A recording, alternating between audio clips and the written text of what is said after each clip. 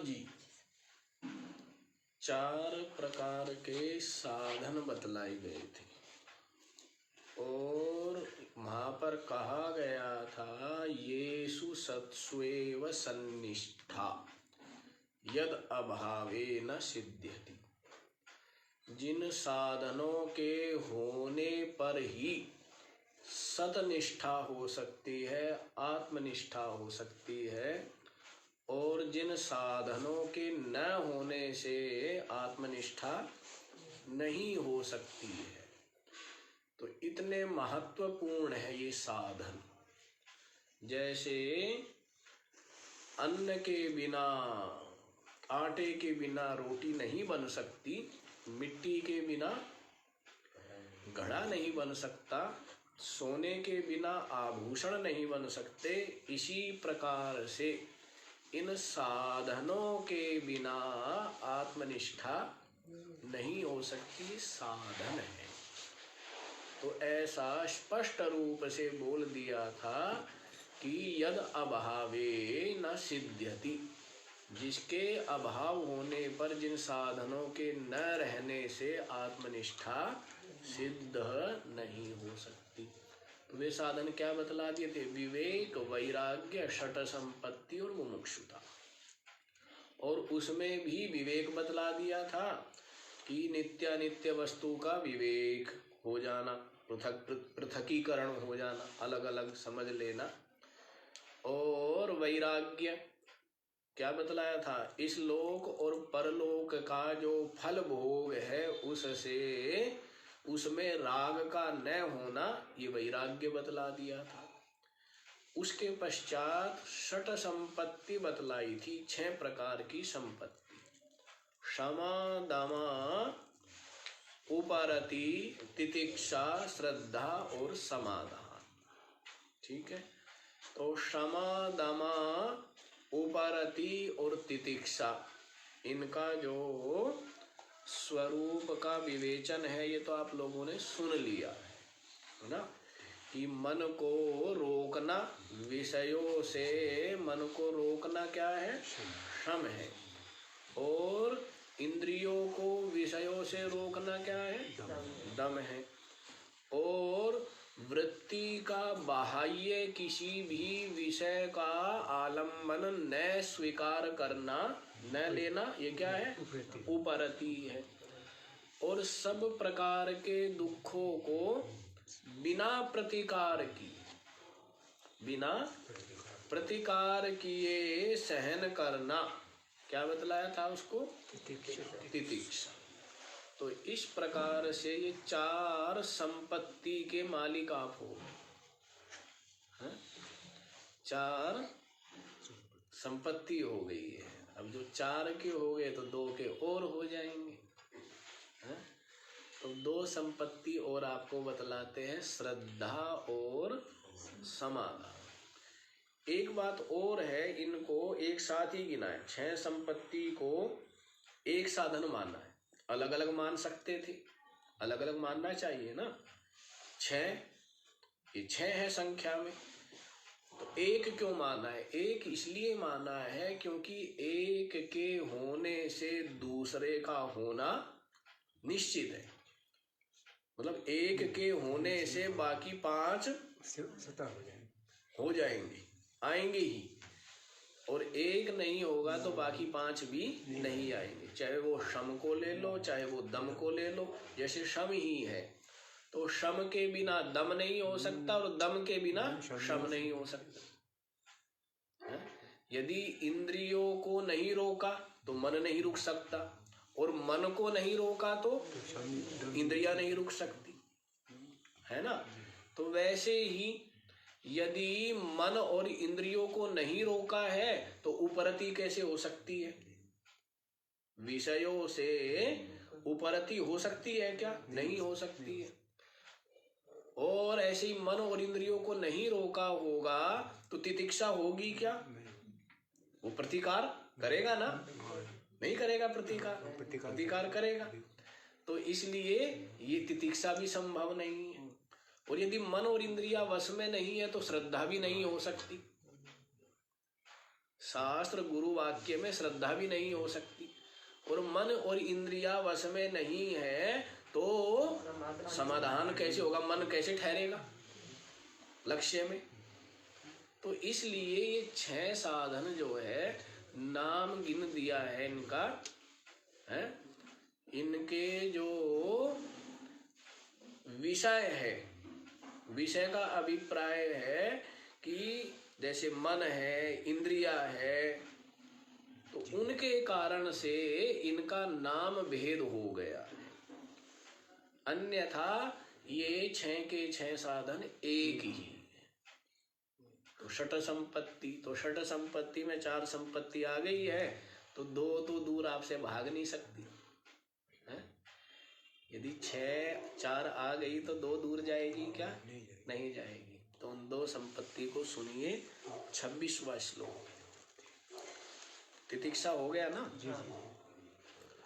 शास्त्रस्य गुरुवाक्यस्य सत्यबुद्ध्यवधारणम्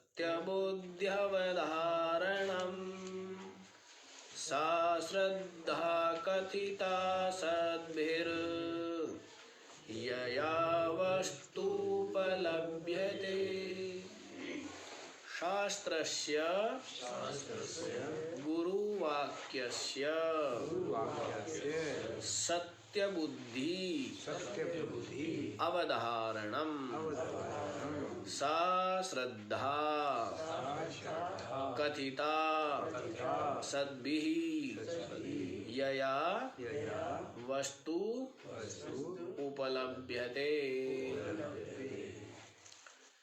शास्त्रस्य गुरुवाक्यस्य, शास्त्रों के और गुरु के वाक्य, शास्त्र के वाक्य और गुरु के वाक्य में सत्य बुद्धि अवधारणम, कि ये बिल्कुल सत्य है। ये क्या है?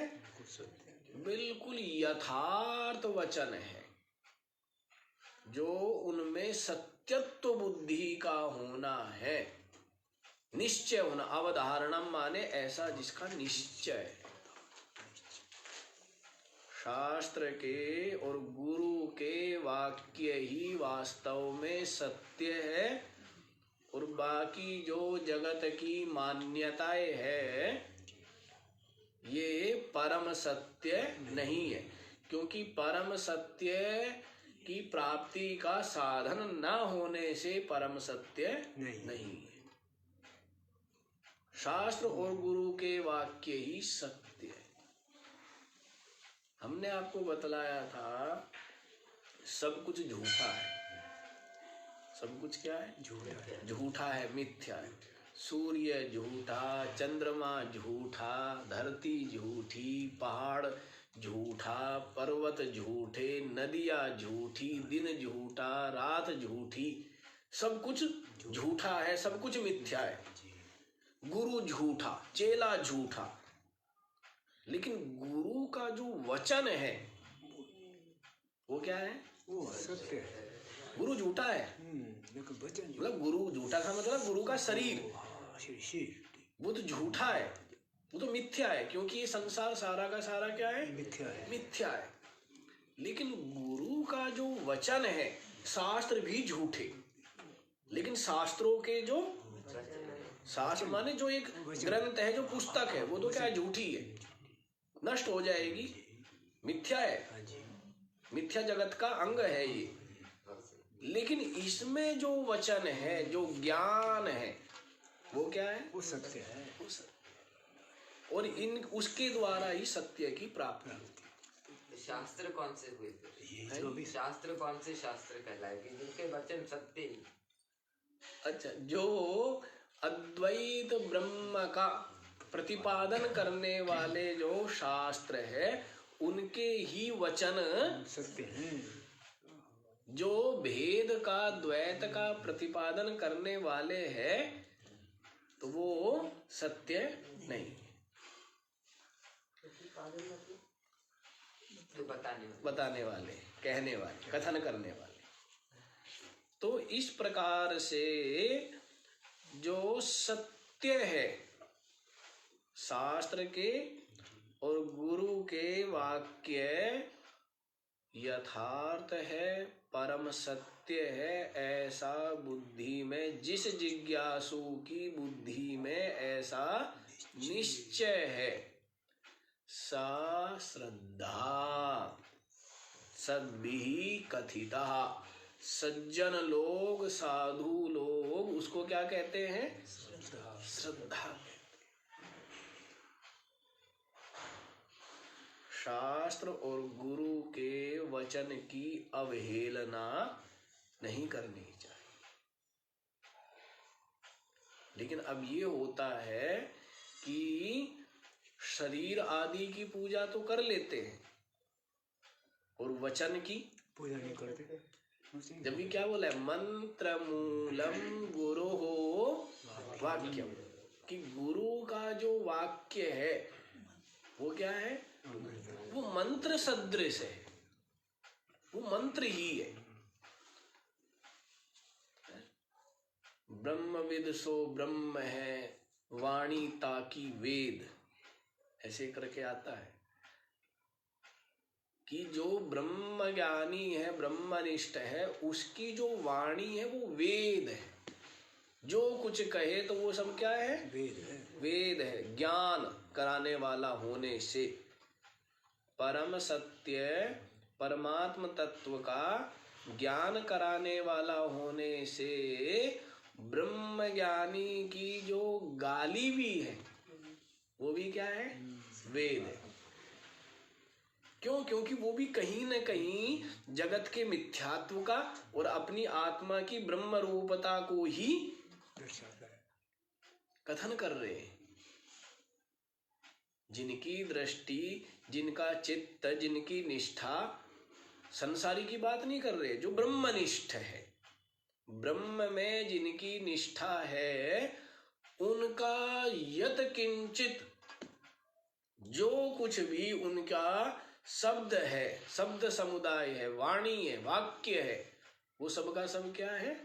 वेद ही है। क्योंकि उनके द्वारा जगत मिथ्यात्व का और आत्मा की ब्रह्म रूपता का ही प्रतिपादन होने से। ठीक है? तो इस प्रकार से वचन सत्य है, लेकिन वचन नहीं मानते हैं। वचन, क्योंकि वचन मानना कठिन होता है। शास्त्र का वचन क्या है? ब्रह्म सत्य, के महाराज जगत मिथ्या के अंतर तक हिल जाते हैं। हमारी कहना आत्मा कांप जाती है, ऐसे लोग बोलते हैं ना, रूह कांप जाती है कि जगत मिथ्या है, कि जो हमने पद कमाया, धन कमाया, संपत्ति का संग्रह किया, परिवार को एकत्रित किया, जो सुख प्रसन्नता पाई, वो सब का सब क्या है? ये शरीर मिथ्या है। कहे महाराज ये मत कहा करो, बाकी सब चलेगा, लेकिन ये आपको नहीं कहना चाहिए कि जगत ब्रह्म सत्य है, स्वीकार है। उसको क्या लगता है, क्या दिक्कत है स्वीकार करने? भगवान बैठा हो अपनी जगह, ठीक है, तो ब्रह्म सत्य है, ठीक है, लेकिन जगत मिथ्या है, वो थोड़ा गड़बड़ हो जाती है। तो शास्त्र का तो वचन ये है कि जगत मिथ्या है। शास्त्र का वचन तो क्या है कि जगत दुख रूप है, असार है, लेकिन आपका निश्चय, आपकी निष्ठा, आपका चिंतन क्या रहता है? संसार सत्य है, और संसार में जो अनुकूलता है, लाभ है, सम्मान है, इन सब में क्या है? सुख है। इन सब में सुख है। ऐसी सुख बुद्धि बनी हुई है, नहीं बनी हुई है? सुख बुद्धि बनी हुई है। तो इस कारण से तो जगत को मिथ्यात्व सहजता से स्वीकार नहीं कर पाता है। लेकिन शास्त्र का तो यही वचन है, जगत सब सपना। शंकर भगवान कहते हैं, उमा कहूँ मैं अनुभव अपना। कितनी बड़ी बात है कि मैं अपना अनुभव कहता हूँ। क्या? सत हरि भजन जगत सब सफल कि हरि का भजन ही सत्य है और ये जगत सपना है। जिसके लिए तो सब कुछ कुर्बान कर दिया, जगत के लिए क्या कर देता है? कुर्बान कर देता। जितनी शक्ति, सामर्थ्य, योग्यता, सारा का सारा किसके लिए कुर्बान है? जगत के लिए। जगत के लिए। यहाँ के पद, प्रतिष्ठा, अनुकूलता, लाभ, सम्मान आदि पाने के लिए ही सब कुछ खो देता है, सब कुछ लगा देता है पूरी शक्ति, है ना? पूरी शक्ति, सामर्थ्य, जितना बल है, तो इसको सहजता से स्वीकार नहीं कर पाता, समझ नहीं आता कि जगत वास्तव में मिथ्या है, स्वप्न है। हाँ, जो सुनते हैं शास्त्र गुरु वचन तो धीरे धीरे समझ में आता चला जाता है कि जगत जो है प्रथम तो दुख रूप रसार ही है, और फिर ये जगत मिथ्या है, और फिर ये क्या है? मैं आत्मा ब्रह्म रूप हूँ। तो इस प्रकार से उसका चिंतन निश्चय हो जाता है। तो इसको श्रद्धा कहते हैं। सा श्रद्धा सद्भिः कथिता। उसको सज्जनों ने क्या कहा है? श्रद्धा कहा है। श्रद्धा, श्रद्धा की बड़ी महिमा है।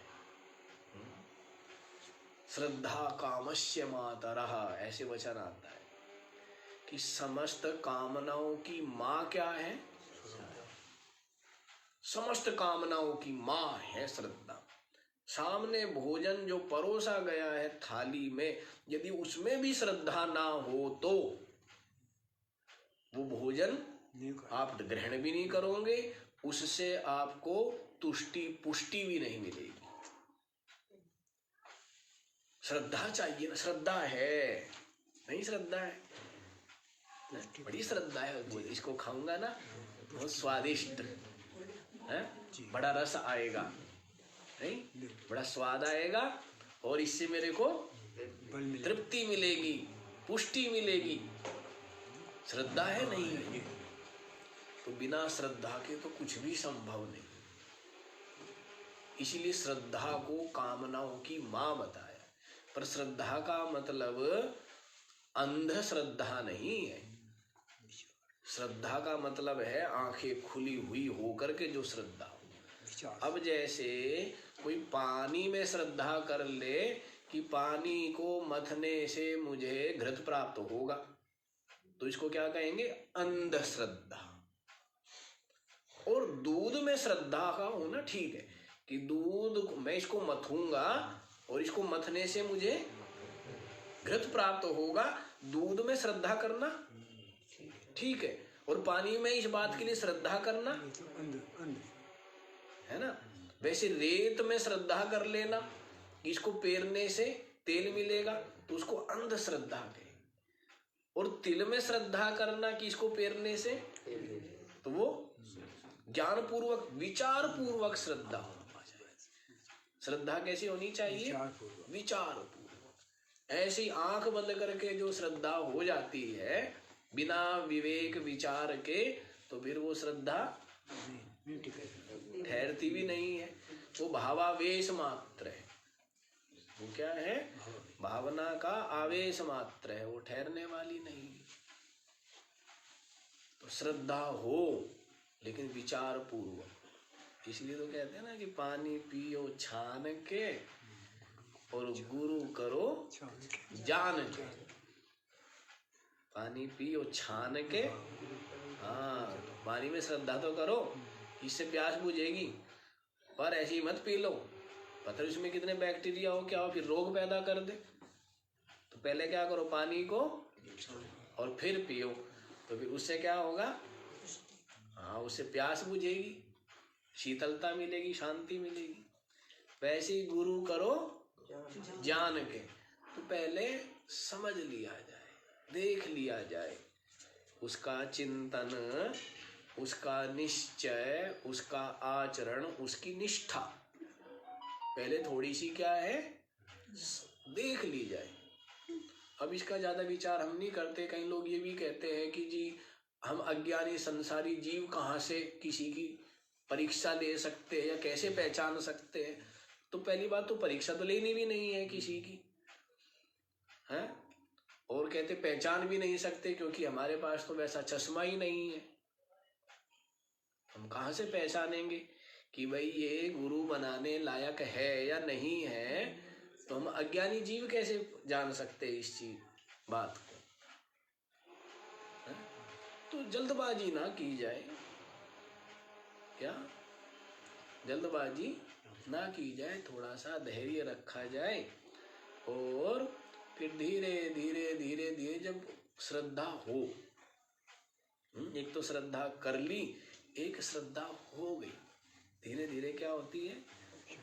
हो जाती है, धीरे धीरे श्रद्धा हो जाती है। और एक जो है देखा देखी श्रद्धा कर दी, देखा देखी हो गई। अच्छा जी, तो श्रद्धा की बड़ी महिमा है। भगवान श्री कृष्ण ने तो कह दिया श्रद्धावान लभते ज्ञानम, कि जो श्रद्धावान है उसको क्या प्राप्त होता है? ज्ञान। और अज्ञश्च श्रद्धानश्च संशयात्मा विनश्यति, अश्रद्धानः विनश्यति। क्या बोला है? जिसमें श्रद्धा नहीं है उसका क्या हो जाता है? विनाश। शास्त्र गुरु वाक्य में जिसको श्रद्धा नहीं होगा तो उसका क्या हो जाएगा? विनाश हो जाएगा। और यहाँ पर भी देखो कितनी बड़ी बात कही है आगे, यया वस्तुपलभ्यते, कितनी बड़ी बात है। यया, जिसके द्वारा, वस्तुपलभ्यते, वस्तु की उपलब्धि होती है, प्राप्ति होती है। किसके द्वारा प्राप्ति होती है? श्रद्धा के द्वारा। और श्रद्धा के बिना वस्तु की उपलब्धि नहीं, ये अर्थ यहाँ पर द्योतित हो रहा है कि श्रद्धा के बिना वस्तु की, आत्म तत्व की उपलब्धि प्राप्ति नहीं हो सकती। तो श्रद्धा तो चाहिए, श्रद्धा तो चाहिए। और आप ये देखो कि श्रद्धा से, और हमारे जो यहाँ पर गुरु शिष्य परंपरा है, इसके द्वारा पहले भी बतलाया था कि सेवा आदि जो साधन है, इनसे जो सबसे दुसाध्य कार्य है वो सुसाध्य हो जाता है। सबसे दुसाध्य कार्य है अहंकार को गलित करना। सबसे कठिन कार्य है अहंकार को गलित करना है। और ये सब अहंकार का ही परिवार है। काम, क्रोध, लोभ, मोह, ये जो है किसके परिवार है? अहंकार के परिवार है। तो अहंकार जो है, ये गुरु शिष्य परंपरा जो है, सेवा साधन, इनके द्वारा बड़ी सहजता से अहंकार गलित हो जाता है, जो सबसे कठिन कार्य है। तो श्रद्धा के द्वारा, श्रद्धा के द्वारा, श्रद्धा ना हो तो बीच बीच में अहंकार जो है वो झांकता रहता है, सर उठा उठा करके क्या करता है? अहंकार झांकता रहता है, नहीं झांकता रहता है, है? कभी आंखों के माध्यम से, कभी कानों के माध्यम से, कभी नासिका के माध्यम से, कभी बुद्धि के माध्यम से, कभी शरीर की शक्ति के माध्यम से, है? क्या होता रहता है? झांकता रहता है, नहीं झांकता रहता है बीच बीच में, है? कभी भोजन बनाने के द्वारा हो, चाहे तप के द्वारा हो, चाहे त्याग के द्वारा हो, सब क्या, कौन झांकता रहता है? अहंकार। हाँ, वो झांकता रहता है दरवाजों से, है? मैंने ऐसा किया, मैं ऐसा कर दूंगा, मैं ऐसा कर सकता हूँ, है? तो ये सब अहंकार झांकता रहता है।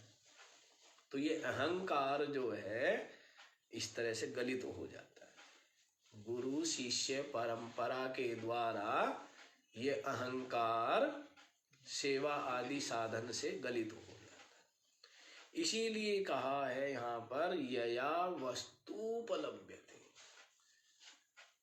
जिसके द्वारा वस्तु की, आत्म तत्व की उपलब्धि होती है, प्राप्ति होती है। जिसके द्वारा, किसके द्वारा? श्रद्धा के द्वारा। और श्रद्धा का स्वरूप क्या बतलाया है? शास्त्र गुरु वाक्य में सत्य बुद्धि का निश्चय होना कि यही सत्य है, बाकी सब का सब मिथ्या है, बाकी सबको समझ ये सब का सब विनाशी है, नश्वर है, यही सत्य है, क्योंकि परम सत्य को बतलाते हैं। तो इस बात को यहाँ पर अच्छे से बुद्धि में रख लेना कि बहुत बड़ी बात है। यया वस्तु उपलब्ध, जिसके द्वारा वस्तु की उपलब्धि होती है, प्राप्ति होती है, अर्थात श्रद्धा के बिना नहीं। श्रद्धा के बिना अपना हृदय में स्थित अपनी आत्मा ही अपने को अप्राप्त बना रहेगा। देखो सेठ जी भी ज्ञान सुना दिया ना, हैं? कहाँ का सुनाया है? कहीं का कहीं बोलते रहते हैं रोड़ा। भवानी शंकर वंदे याभ्याम, अब ठीक बोल दिया, पहले गड़बड़ बोल दिया था। याभ्याम विना न पश्यन्ति, जिसके बिना, श्रद्धा और विश्वास के बिना, सिद्धा, सिद्ध लोग भी स्वांतस्थम ईश्वरम न पश्यन्ति, अपने हृदय में स्थित जो परमात्मा है उसको है हृदय में स्थित, लेकिन श्रद्धा विश्वास के बिना नहीं देखते। तो ये बात है जी। तो ऐसी श्रद्धा कही गई है। तो ये श्रद्धा पांचवी संपत्ति हो गई। श्रद्धा जिसके पास है तो वो क्या हो गया? पांचवी संपत्ति भी आ गई है। अब जो है छठी संपत्ति आप लोग देखिए। सर्वदा स्थापनम बुद्धे शुद्धे ब्रह्मणि सर्वथा तत्समाधानमित्युक्तम् न तु चित्तस्य लालनम्। सर्वदा स्थापनम बुद्धेः शुद्धे ब्रह्मणि सर्वथा तत्समाधानम् इति उक्तम् न तु चित्तस्य लालनम्। सर्वदा स्थापनम बुद्धे शुद्धे ब्रह्मणि सर्वदा। शुद्धे ब्रह्मणि, शुद्ध ब्रह्म में, शुद्ध ब्रह्म में। जो अशुद्ध ब्रह्म है, दो प्रकार के ब्रह्म हो गए इसका मतलब। तो एक शुद्ध ब्रह्म, एक अशुद्ध ब्रह्म। तो शुद्ध ब्रह्म से अभिप्राय यहाँ पर है निरुपाधिक तत्व, और अशुद्ध ब्रह्म जो है उसका मतलब है सोपाधिक। निर्गुण निराकार जो है वो क्या है? शुद्ध ब्रह्म है। और सगुण निराकार या सगुण साकार क्या है? वो औपाधिक ब्रह्म है। जो सगुण साकार की पूजा भक्ति वही चलती है ना ज्यादा प्रचलन में, क्योंकि स्थूल बुद्धि वाले तो उसको ही पकड़ सकते हैं। जो गुण युक्त आकार वाला जो ईश्वर है, भगवान है, उसी को पकड़ सकते हैं ना। उसमें ही अपने मन बुद्धि को लगाना सहज है, तो इसलिए उपासना करते हैं। तो कितनी अच्छी बात है। उससे क्या होते हैं? सारे विकार गलित होके, सारी बहिर्मुखता का त्याग होकर और परमात्मा में ही मन स्थिर हो जाता है। और पूरी तरह मन स्थिर हो जाए, मैं गलित हो जाए, तो क्या हो जाता है? वो ईश्वर रूप हो जाता है, सगुण साकार रूप हो गया, परमात्मा रूप हो गया। तो यूं मत समझ लेना कि हम तो ब्रह्म ज्ञान के पथिक है, तो इसलिए अरे ये तो सगुण उपासना करने वाले हैं, ये क्या है। कोई भी संसार से अपने मन को हटा करके और परमात्मा में या परमात्मा के किसी भी स्वरूप में जिसने अपने मन को लगाया हुआ है, वो सबके सब क्या है, साधु ही है, साधक ही। संसार से मन हटा करके जहां भी किस में लगाया हुआ है, परमात्मा में लगाया। और विभिन्न स्वरूप है परमात्मा के, सारे स्वरूप परमात्मा के ही तो हैं। जितने भी स्वरूप है सब किसके हैं, सब परमात्मा में है और परमात्मा ही है, और सब में परमात्मा ही है। सब में परमात्मा है, सब परमात्मा में, और सब कुछ परमात्मा है ना। सब में परमात्मा है नहीं है, सब परमात्मा में है नहीं है, हैं? जैसे जितने भी आभूषण है सब में सोना, सारे आभूषणों में क्या है, सोने में सारे आभूषण किसमें है, सोने में। सारे आभूषण सोना ही है, सारे आभूषण क्या है, सोना ही है। और बाद में देखे तो सोना ही सोना है, आभूषण कुछ आभूषण है ही नहीं। नाम रूप है। समझ आए स्पष्ट। सारे आभूषणों में सोना, पहली बात, ठीक है। सारे आभूषण सोने में, पहले तो क्या था, अंगूठी कड़ा है, ये सब में क्या है, सोना है। फिर ये अंगूठी कड़ा बड़ा ये सब किस में है, सोने में। कहीं ना कहीं एकता हो रही है ना।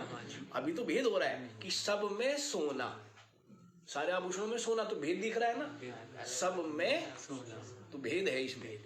लेकिन सारे के सारे आभूषण इकट्ठे किए, सारी अंगूठियां सब, ये सब किस में है, सोने में। फिर सब कुछ, सारे आभूषण क्या है, सोना ही है। सारे आभूषण क्या है, सोना। और बाद में सोना ही सोना है, आभूषण नहीं है ही नहीं, वो गला दिया। तो वैसे ही सब में परमात्मा, सब में सब कुछ परमात्मा में, सब कुछ परमात्मा। पहले सब में परमात्मा है, सब में अलग अलग है, सब में। फिर सब कुछ किस में है, परमात्मा। फिर सब कुछ परमात्मा ही है। फिर क्या हो गया, सब कुछ परमात्मा ही। और फिर परमात्मा ही परमात्मा है, सब कुछ है ही नहीं, सब कुछ है। तो ये चार जो है ये अनुभूति के स्तर है। जिज्ञासु इस प्रकार से चिंतन करके ये अनुभूति लेता हुआ जो अंतिम अनुभूति है उसमें पहुंचता है कि एक ब्रह्म ही है, परमात्मा ही है, द्वैत नाम की, सर्व नाम की कोई चीज नहीं है। तो इसलिए कोई जैसी भी उपासना में लगा हुआ है, सगुण साकार की उपासना कर रहा है, तो वो भी भगवान श्री कृष्ण ने कहा दिया है ना, तेपि चाति तरन्त्येवा मृत्यु संसार,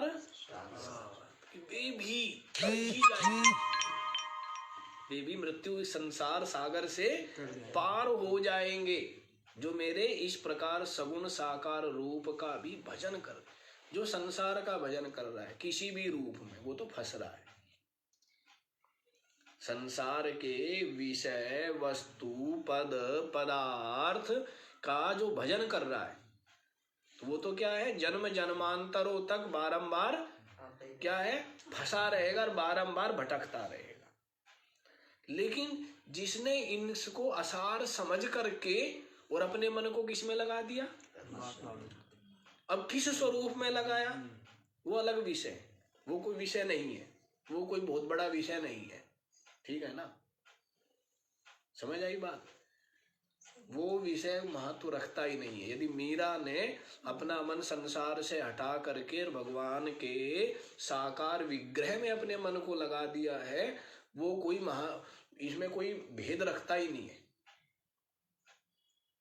यदि उसमें लगा दिया, बड़ी बात कर दी उसने, संसार से मन हटा रहा है। वो बड़ी बात है। परमात्मा में मन लगाना कैसे भी लगे, अब किस स्वरूप में लगा है वो एक अलग, लेकिन निश्चित रूप से बढ़ता हुआ क्रम मुक्ति के द्वारा मोक्ष तो हो गया जाएगा। एक तो सद्यो मुक्ति है, ज्ञान के द्वारा, पहले भी आपको बताया है, ज्ञान के द्वारा होती है सद्यो मुक्ति। सद्यो मुक्ति माने तत्काल मुक्ति। ज्ञान से क्या मिलती है? तुरंत, तत्काल मुक्ति। और ये जो उपासना है इस प्रकार की, इनके द्वारा क्या होता है? क्रम मुक्ति, कि पहले वो वहां पहुंचेगा, फिर वहां पहुंचेगा, फिर इस तरह से वो क्रम मुक्ति है। लेकिन निश्चित रूप से वो भी वहीं पहुंचे। मोक्ष को प्राप्त कर लेगा निश्चित रूप से। इसमें कोई संशय संदेह वाली बात, जिसकी संसार में आसक्ति नहीं रही निश्चित रूप से मोक्ष को पाए। और जिसकी संसार में आसक्ति है, वो कितना ही कहे कि मैं ब्रह्म हूं, मैं आत्मा हूं, मैं चेतन हूं, कोई मुक्ति वाली बात नहीं, कभी तक भी नहीं। संसार में, शरीर में आसक्ति है, कितना ही शिवोहम शिवोहम शिवोहम रटे, कोई उसका अर्थ नहीं, वो संसार में ही। संसार से मन हट गया, आसक्ति छूट गई। अब छूटा हुआ, अब डाल से टूटा हुआ पत्ता, वो तो क्या है? मुक्त है ना, कहीं भी है ना। तो वैसे ही जिसकी आसक्ति छूट गई है, तो वो तो चाहे यहाँ जाए चाहे वहां जाए, घूम फिर करके पहुंचेगा कहाँ? परमात्मा। निश्चित रूप से कोई संशय संदेह वाली बात ही नहीं। इसीलिए किसी को भी, वो बताए गोस्वामी तुलसीदास जी ने तो कहा है ना कि ज्ञान ही भक्त ही नहीं कछु भेदा, उभय हरई भव संभव खेदा। ज्ञान में और भक्ति में कोई भेद नहीं, दोनों के द्वारा क्या होती है? संसार का जो खेद है, दुख है, क्लेश है, ये हर जाता है, हट जाता है, मुक्त हो जाता है। फिर दूसरी जगह एक ये भी आया, अगुण ही सगुण ही नहीं कछु भेद, ऐसे करके भी है। अगुण ही सगुण ही, अगुण माने निर्गुण और सगुण ही माने सगुण। तो निर्गुण में सगुण में नहीं कछु भेदा, कोई भेद नहीं है। उनके द्वारा वही परमात्मा पद प्राप्त होता है। ठीक है, बस भेद आपको बतला दिया। एक तत्काल मुक्ति दे देता है, एक क्रम मुक्ति देता है, लेकिन वो मुक्त ही है, वो भी वास्तव में मुक्त है। संसार की आसक्ति छूट गई ना, मुक्ति ही तो है।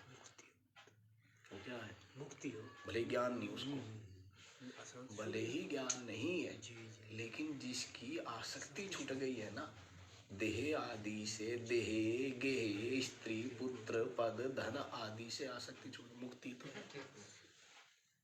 और क्या कमी रहेगी? मुक्ति, मुक्ति में कोई कमी रहेगी? सही कमी यही है, वो मुक्ति ही है। बंदा और बंधन भी क्या है? मैं मेरा, इनमें मैं मेरे का भाव, ये बंधन है। और कोई बंधन भी कुछ नहीं है। और कौन सा ये रस्सियों से बांध के डाला हुआ है किसी ने? तो बंधन भी यही है, ये मुक्त है। अच्छा जी, तो क्या कहते हैं? शुद्धे ब्रह्मणि।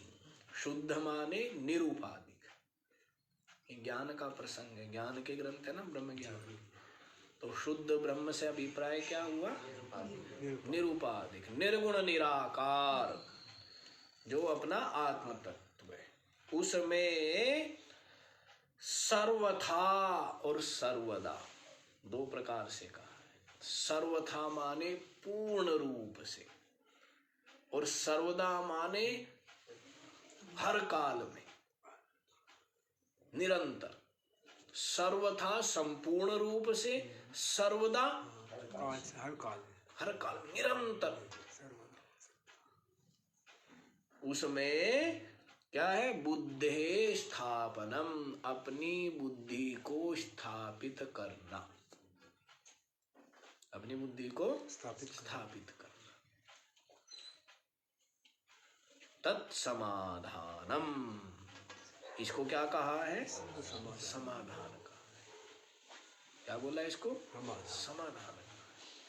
सर्वदा सर्वथा, निरंतर, पूरी तरह से अपनी बुद्धि का शुद्ध ब्रह्म में, अर्थात निरुपाधिक जो परमात्म तत्व है उसमें स्थापनम, अपनी बुद्धि को स्थापित करना। तत्समाधानम इत्युक्तम, इसी को क्या कहा है? समाधान। सम्यक रूपेण आधान, अच्छी प्रकार से उसमें उसको रख देना, टिका देना, ठहरा देना, उसको क्या कहते हैं? समाधान। सम्यक रूपेण आधीयते यस्मिन स्वबुद्धि, अच्छी प्रकार से अपनी बुद्धि को जिसमें स्थापित कर दे। मतलब फिर बुद्धि कोई और चिंतन ना करे, किसी और विषय का, वस्तु का चिंतन ना कर पाए, उस ओर ना जाए, निरंतर उसमें ही निमग्न रहे, ठहरी रहे, डूबी रहे। इसी को क्या कहा है? समाधान नाम की छठी संपत्ति बतलाई। न तो चित्तस्य लालनम, क्या बोल दिया है? हाँ, चित्त का लालन करना, इसको समाधान नहीं कहा गया। चित्त का लालन क्या होता है? जैसे किसी वस्तु को प्राप्त करने की इच्छा हुई और प्रयत्न करके आपने क्या कर लिया? जब तक प्राप्त, जैसी ही इच्छा उत्पन्न हुई वैसी आपका चित्त क्या हो गया? चंचल हो गया। चित्त क्या हो गया? चंचल हो गया, चलायमान हो गया। फिर प्रयत्न करके, भाग दौड़ करके आपने उस वस्तु को प्राप्त कर लिया। उसके पश्चात क्या होता है? आपका चित्त ठहर गया, अब स्वस्थ हो गया। जैसे भूख लगी हुई थी, या प्यास लगी हुई थी, बड़ा परेशान था, बहुत दुखी था, बेचैन था, और फिर क्या है? भोजन मिल गया, लस्सी पी ली, तो उसके बाद क्या हो जाता है? अब मैं बेफिक्र हूं। फिर क्या बोलता है? अब मैं निश्चिंत हूं। तो उस कुछ काल के लिए क्या हो गया? उसका चित्त शांत हो गया, समाधान हो गया ना। तो ये क्या हुआ? लेकिन ये चित्त का लालन हुआ है, चित्त का पालन। तो फिर इसका फिर इच्छा, फिर दूसरी कोई इच्छा पैदा हो जाएगी, फिर कोई दूसरी इच्छा, तो ये पूर्ति करते करते करते करते इसकी तो कोई सीमा ही नहीं, पूर्ति होनी नहीं। कहते ना कि पलक पलक मन और, मन के मते न चालिए, मन के मते अनेक, मन ऐसी जगह पर छोड़े जहाँ बली लगे ना टेक। तो बड़ी न लगे, ठीक है। सारा ना मिले, कुछ भी ऐसे लटका कर देगा। और वो कहते हैं ना कि मन लोभी मन लालची, मन चंचल मन चोर, मन के मते न चालिए, पलक पलक मन और। पलक झपकने में जितना समय लगता है उतनी देर में, है ना। कहते हैं मन लोभी, कभी तो लोभी बन जाता है, मन लालची, मन चंचल, मन चोर, है, चोरी भी करता है ना, छिपाव करता है। मन के मते न चालिए, पलक पलक मन और, ये तो पल पल में बदलता रहता है। हाँ, तो इसलिए मन की इच्छा की पूर्ति करने को समाधान नहीं कहा है, न तो चित्तस्य लालनम। और वो समाधान होता भी है तो कितनी देर के लिए होता है? स्थायी हो जाता है क्या? सदा सदा के लिए हो जाता है क्या? नहीं होता है। फिर उसमें फिर घुस जाता है विक्षेप। चित्त में फिर क्या हो जाएगा? फिर कोई विक्षेप आ जाएगा। तो निरंतर विक्षेप बना रहेगा कुछ न कुछ। लेकिन निरंतर अपने चित्त को सर्वदा सर्वथा सब प्रकार से सब ओर से समेट करके, सब ओर से समेट कर। हाँ। अब जब शम हो गया, दम हो गया, उपरति हो गई, तितिक्षा हो गई, श्रद्धा हो गई, तो अब क्या होगा? समाधान होगा। जब मन रुक गया, इंद्रियां ठहर गई और आपकी वृत्ति चित्त सब ओर से उपरत हो गया, तितिक्षा का अभ्यास हो गया, बिना प्रतिकार किए जो भी सुख दुख आए उनको सहन करने का स्वभाव हो गया, और श्रद्धा हो गई शास्त्र गुरु वाक्य में, तो समाधान निश्चित है ना कि चित्त सब ओर से सिमट करके ठहर जाएगा। किसमें? शुद्ध ब्रह्म में। अच्छा जी, शुद्ध ब्रह्म में चित्त का ठहर जाना, इसको क्या बोलते हैं? आत्मनिष्ठा, ब्रह्मनिष्ठा बोलते हैं ना। तो ब्रह्मनिष्ठा हो गई, मुमुक्षुता अभी हुई नहीं और ब्रह्मनिष्ठा हो गई। श्रवण हुआ, मुमुक्षुता नहीं आई, श्रवण नहीं हुआ, मनन नहीं हुआ, निधिध्यासन नहीं हुआ, और क्या हो गई? हैं? फिर तो मौज आ गई ना। क्यों श्रवण करना, क्यों मनन करना? तो इसका मतलब ये नहीं है। इसका मतलब ये है एक होता है साध्य, एक साधन। क्या? एक साधन, साध्य और साधन। तो ये साधन है। ये क्या है? साधन है। अपने मन को हटा करके परमात्म चिंतन में लगा दिया। निर्गुण ब्रह्म का जो स्वरूप है उसके चिंतन में लगा दिया। निष्ठा नहीं हुई है अभी। सब ओर से हटा करके, पूरी तरह से हटा करके, और किस में लगा दिया है? अपने आत्मा के चिंतन में लगा दिया है। तो निष्ठा तो तब होगी ना जब चिंतन करेगा, तब जाकर के क्या हो जाएगी? निष्ठा। तो ये साधन है। जैसे हम बोलते हैं, जैसे समता बोलते हैं, समता, तो समता एक तो साधन है और एक साध्य है। जैसे रोटी बनाना और रोटी बनना एक साधन है, एक साध्य है। जैसे शुरू में व्यक्ति सीख रहा है, बनानी नहीं आती है, तो वो साधन है, उसको रोटी बनानी पड़ रही है, ध्यान से टेढ़ी ना हो जाए, ऐसे ना हो जाए, तो उसको सावधानी पूर्वक बनानी पड़ रही है, तो वो क्या है? साधन है। लेकिन अभ्यास करते करते करते करते क्या हो जाएगा? साध्य हो जाएगा। फिर वो बात कर रहा है, इधर इधर देख रहा है और रोटी, वो साध्य हो गया। जब स्वाभाविकता आ गई, पहले है प्रयत्न और बाद में है स्वाभाविकता।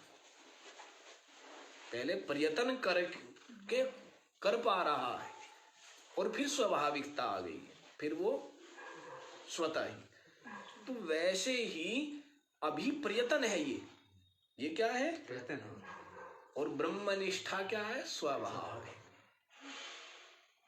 ब्रह्मनिष्ठा स्वाभाविक है, अपना स्वभाव बन गया। चिंतन करते करते, अभ्यास करते करते, मनन करते करते क्या हो गया? ब्रह्मनिष्ठा होगी स्वाभाविक रूप से। अब याद नहीं, जैसे आपको बताया है कि आपका नाम कुछ और था, नाम बदल दिया आपका, तो कुछ समय क्या करना पड़ता है? याद करना पड़ता है। तो वो साधन है। और फिर अभ्यास करते करते क्या हो जाता है? इतना पक्का हो जाता है स्वाभाविक, तो वो क्या हो गया? साध्य। तो यहाँ पर अपनी बुद्धि का सर्वदा सर्वदा शुद्ध ब्रह्म में स्थापित करने का मतलब है कि संसार आदि की विषय वस्तु की प्रवाह छोड़ के, उनका विचार छोड़ करके अपने चित्त किस में लगाना? परमात्म चिंतन में, परमात्म स्वरूप में लगाना, स्थापित करना। इसी का नाम समाधि। इस साधन रूपा लगा लेना। साध्य रूपा लगाओगे तो भी गड़बड़ हो जाएगी। हाँ ठीक। मुमुक्षुता भी नहीं आई, अभी बाकी साधन हुए नहीं है, तो कैसे ब्रह्मनिष्ठा हो सकती? तो ब्रह्मनिष्ठा नहीं है यहाँ पर, समझे? साधन ये साधन है। जैसे गीता जी में क्या बतलाया है, जो 13वें अध्याय में जो बतलाया है उसका क्या करना है अभी यहाँ? प्रज्ञा प्रतिष्ठिता नहीं करते हम। उसको समझो जो समझा रहे हैं। 13वें अध्याय में बतलाया है ना, ज्ञान बतलाया है। 13वें बतलाया, 14वें बतलाया है जी, ज्ञान बतलाया है। पुस्तक रखते नहीं है ये अरोड़ा जी, और हम भूल जाते हैं बतलाएंगे। 14वें में बतलाया है ना शायद, अभयम सत्व संशुद्धि करके। वो तो 16 का पहला शुरू कर दिया। हाँ जी, 16 का पहला अभ्यम सत्व संशुद्धि। हाँ ये तो ठीक कह रहे हैं सही।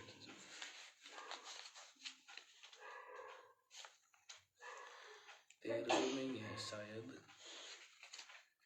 हाँ वही असक्तिरनभिस्वंग यहाँ से शुरू किया था ना, तो यहाँ पर फिर बतला दिया था एतज ज्ञानम इति प्रोक्तम। तो ये ज्ञान बोल दिया, तो ज्ञान मतलब ये ब्रह्म ज्ञान नहीं है, ब्रह्म ज्ञान की प्राप्ति का साधन होने से इनको ज्ञान बोल दिया है। किनको? साधन ये जो साधन बतलाए है, क्या क्या बतलाए थे? असक्तिरनभिस्वंग पुत्रधार गृहादिषु नित्यम च समचित्तत्वं निष्ठा निष्ठोपपत्तिषु।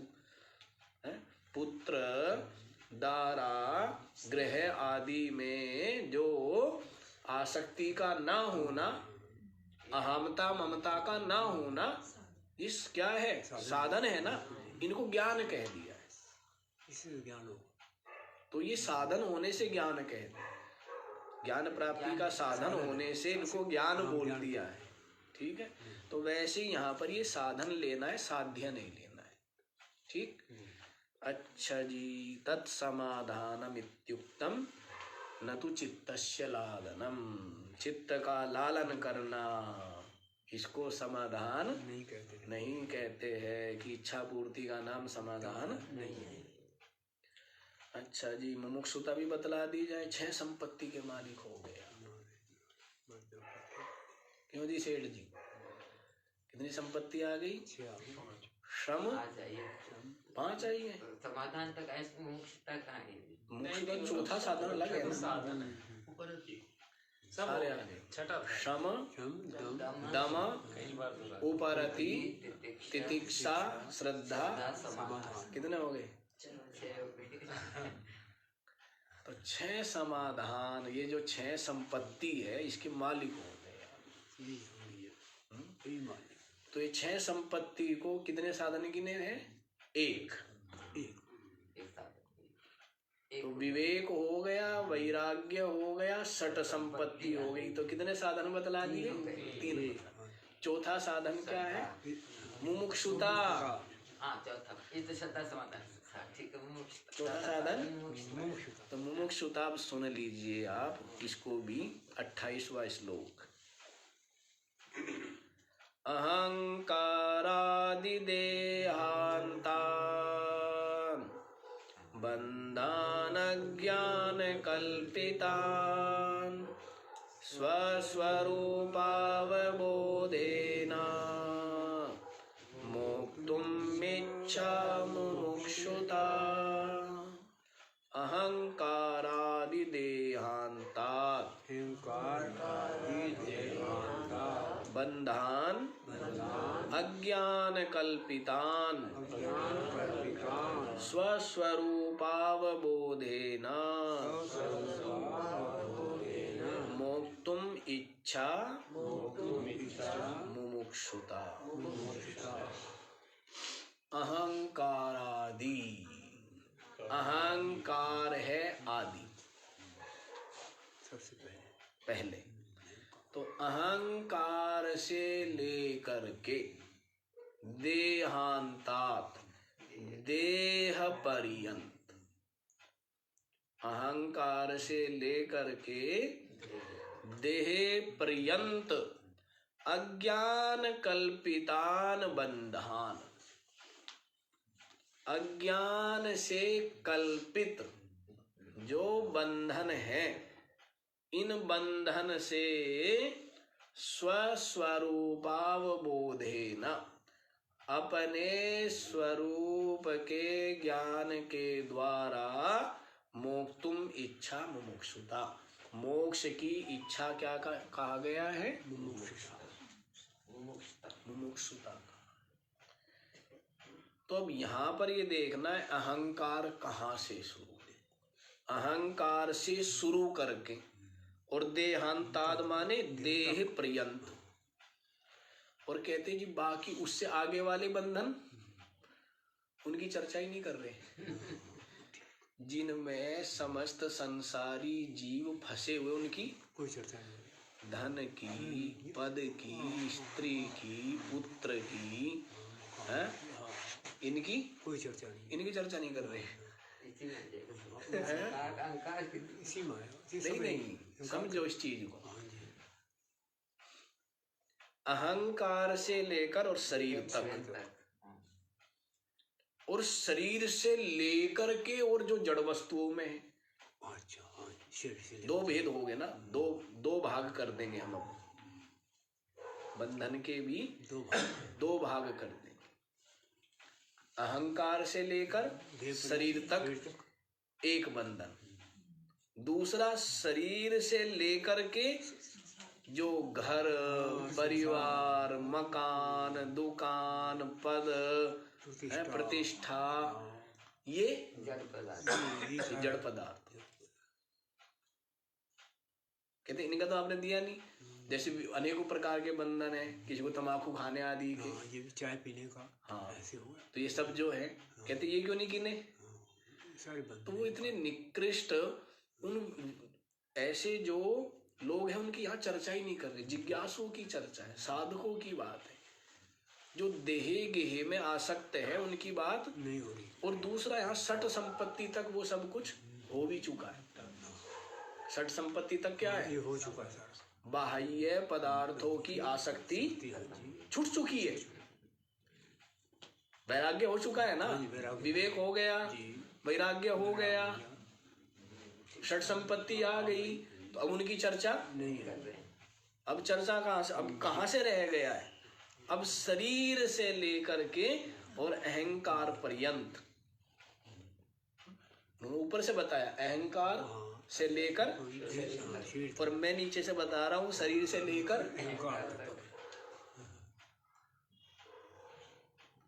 जैसे गठड़ी है ना, बंधी हुई है, तो यूं कर लो जो बंधी हुई है। बंधी तो है तो एक ही है ना वो तो, भाई एक तलवी है और एक उसका ऊपर ढक्कन है। अब यूं करो वो पूरा का पूरा एक ही है, पिंड बना हुआ है। जैसे लड्डू को किसी तरफ घुमाओ, लड्डू ही है। तो वैसे ही तो अहंकार कहाँ से शुरू? जैसे शुद्ध ब्रह्म है, शुद्ध ब्रह्म अपनी आत्मा, तो उसमें अहम नहीं, वो क्या है? सच्चिदानंद है। क्या है? वो सच्चिदानंद है, निर्विशेष है, व्यापक है। लेकिन उसमें अहंकार का अंकुर फूटना, मैं, उसमें क्या फूटना? अहंकार का अंकुर फूटना, मैं, यही जीवत्व है। यही क्या है? जीवत्व है। समझ आया? इसमें अहंकार का अंकुर क्यों फूटे जब वो पूर्ण है? ठीक है।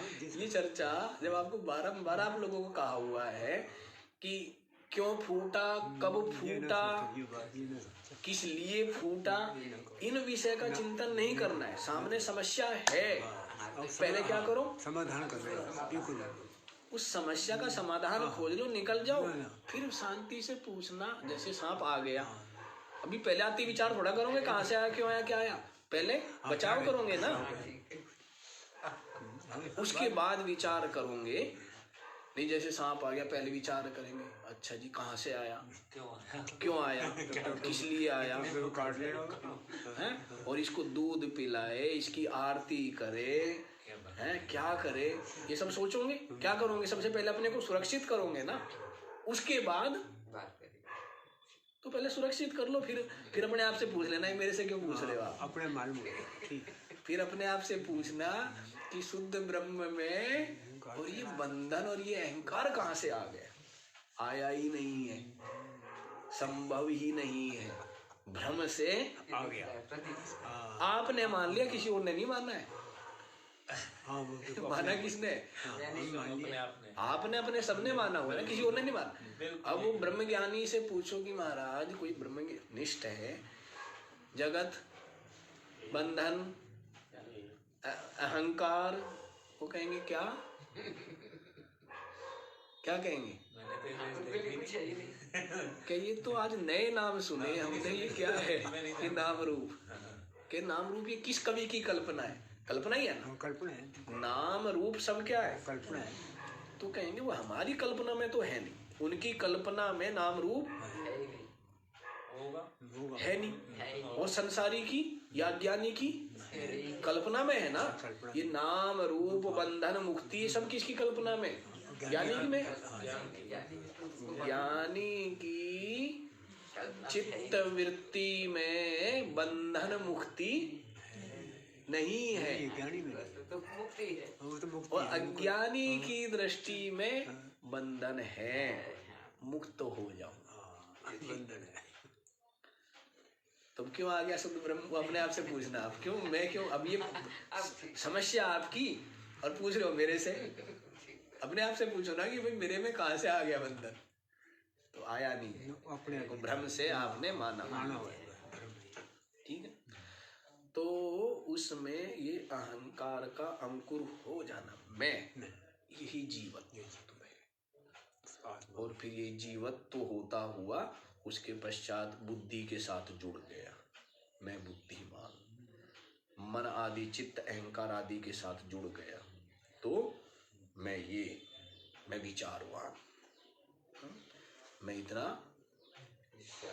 संकल्प विकल्प वाला हूँ, मेरा संकल्प ऐसा है, दृढ़ संकल्प वाला हूँ, मेरा संकल्प जो है वो पूरा होता है। पूरा हो जाता है, जैसा मैं संकल्प करता हूँ वैसा ही।